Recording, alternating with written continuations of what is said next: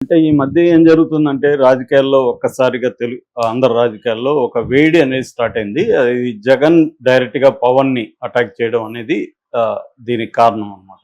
పవన్‌ని ఆయన ఇతను కార్పొరేటర్ కంటే ఎక్కువ, ఎమ్మెల్యే కంటే తక్కువ, అతను ఒకేసారి గెలిచాడు జీవితంలో 14 ఇయర్స్‌లో అనేది చెప్పడంతో ఒక్కసారిగా పవన్ కళ్యాణ్ అభిమానులు కావచ్చు, జనసేన నాయకులు కావచ్చు, ఈవెన్ లోకేష్ కావచ్చు, తెలుగుదేశం నాయకులు కావచ్చు, అందరూ కూడా జగన్ మీద దాడి అనేది మొదలైంది.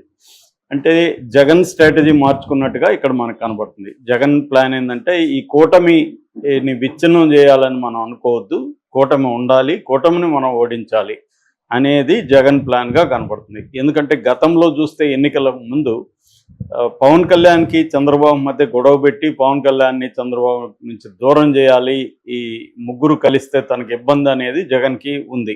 అందుకని పవన్ కళ్యాణ్ని తీవ్ర స్థాయిలో వ్యక్తిగతంగా కూడా జగన్ స్వయంగా వ్యక్తిగతంగా కూడా అటాక్ చేశారు.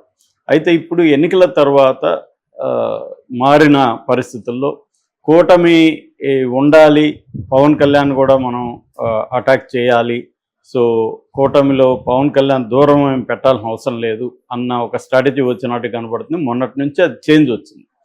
ఈ నేపథ్యంలో ఏమైందంటే తెలుగుదేశం వాళ్ళు, జనసేన వాళ్ళు పవన్ కళ్యాణ్ అంటే జగన్కి వణుకు అన్నట్టుగా ప్రచారం చేస్తున్నారు. అందుకే భయపడి పవన్ కళ్యాణ్కి జగన్ చేస్తున్నాడు.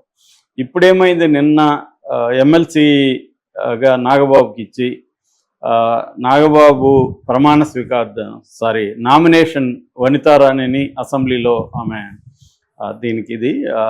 ఆమె దగ్గరికి వెళ్ళి నామినేషన్ వేస్తున్నప్పుడు లోకేష్ వెళ్ళాడు, తర్వాత పల్లం శ్రీనివాసులు తెలుగుదేశం అధ్యక్షుడు, తెలుగుదేశం నుంచి వీళ్ళిద్దరు వెళ్ళారు, జనసేన నుంచి ముగ్గురు, నాదెండ్ల మనోహర్ వెళ్ళాడు, కొనతల రామకృష్ణ వెళ్ళాడు, బొలిశెట్టి శ్రీనివాస్ వెళ్ళారు, బీజేపీ నుంచి విష్ణుకుమార్ రాజు వెళ్ళారు.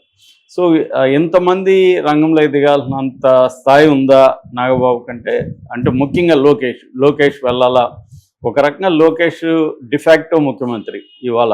అలాంటి లోకేష్ నాగబాబు ఎమ్మెల్యే కోటాలో ఎమ్మెల్సీగా నామినేషన్ వేస్తుంటే ఇతను వెళ్ళాలా అంటే పవన్ కళ్యాణ్ అంటే చంద్రబాబుకు వణుకు అని ఇప్పుడు వైసీపీ శ్రేణులు ప్రచారం చేస్తున్నాయి. మామూలుగా అయితే ఖచ్చితంగా పవన్ కళ్యాణ్కి ఇంపార్టెన్స్ అనేది చంద్రబాబు ఆప్టిక్స్ అంటారు రాజకీయాల్లో. ఆప్టిక్స్ అంటే ఒక సింబాలిక్ జెస్చర్, బయటికి కనబడేది. నిజంగా ఇవ్వాల్సిన చోట చంద్రబాబు ఇవ్వడం. అధికారం అంతా కూడా ఇప్పుడు కేంద్రీకృతమైనది లోకేష్ దగ్గరే. డెసిషన్ మేకర్ ఎవరనేది ఎప్పుడైనా అధికారం అంటే అర్థం డెసిషన్ మేకింగ్ ఎవరి చేతిలో ఉంటే వాళ్ళ దగ్గర అధికారం ఉన్నట్టు. అలాగే లోకేష్ డెసిషన్ మేకర్ అనేక విషయాల్లో, పవన్ కళ్యాణ్ కాదు. కానీ పవన్ కళ్యాణ్కి ఇంపార్టెన్స్ ఇస్తున్నట్టుగా కొన్ని విషయాల్లో చంద్రబాబు ప్రవర్తిస్తుంటాడు. అందుకనే ప్రతి గవర్నమెంట్ ఆఫీస్లో తన ఫోటోతో పాటు పవన్ కళ్యాణ్ పెట్టాలనేది ఒకటి. రెండోది డిప్యూటీ సీఎంగా పవన్ కళ్యాణ్ ఒకరిని పెట్టడం, లోకేష్ని పెట్టాలని డిమాండ్స్ బహిరంగంగా వచ్చినా కూడా వాటిని తొక్కేయడం.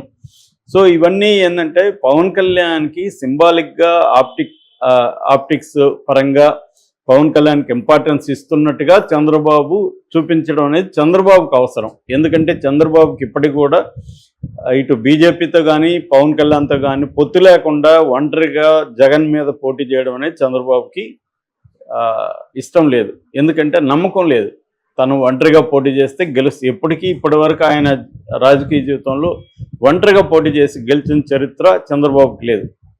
అందుకని పవన్ కళ్యాణ్ వెరీ ఇంపార్టెంట్ చంద్రబాబుకి. రెండు కారణాలు. ఒకటి, పవన్ కళ్యాణ్ పొత్తు ఉండడం వల్ల పవన్ కళ్యాణ్కి ఒక ఓట్ బ్యాంక్ ఉంది, అది తనకి వస్తుంది, ట్రాన్స్ఫర్ అవుతుంది. ముఖ్యంగా కమ్మ కాపు కాంబినేషన్ అనేది సక్సెస్ఫుల్గా వర్కౌట్ అయింది.